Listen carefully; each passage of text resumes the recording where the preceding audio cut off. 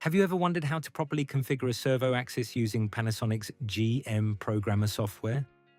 If yes, you're in the right place.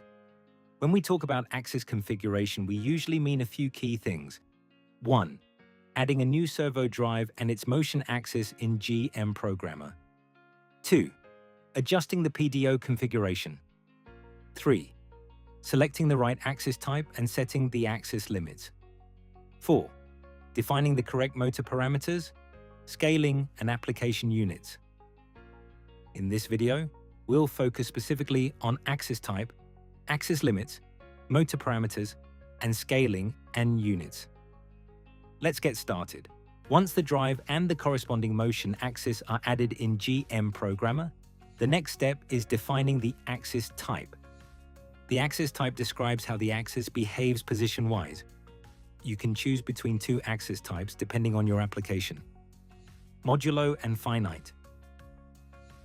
Modulo means the axis can rotate endlessly in one direction. This is typically used for applications like conveyor belts, rollers, or winding systems.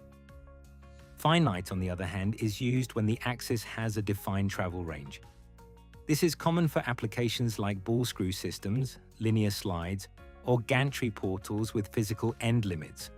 After selecting the axis type, we move on to defining the motor type, which you will find under the Scaling/Mapping tab.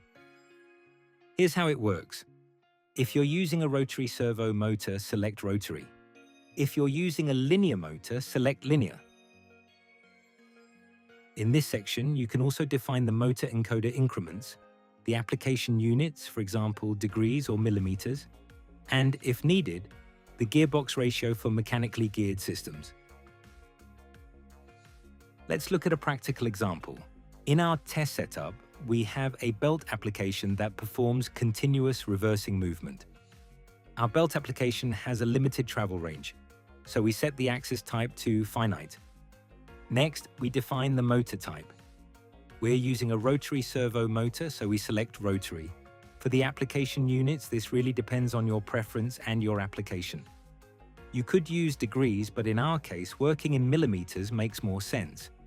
So we choose millimeters. Finally, we're using a mechanical gearbox with a reduction ratio of 10:1, so we set the gearbox value to 10, and that's it. These are the basic settings you need to configure a servo axis in GM Programmer. If you'd like to go deeper and get hands-on guidance, feel free to book an on-site or online training session with one of our live trainers. Thanks for watching, and see you next time. Panasonic Industry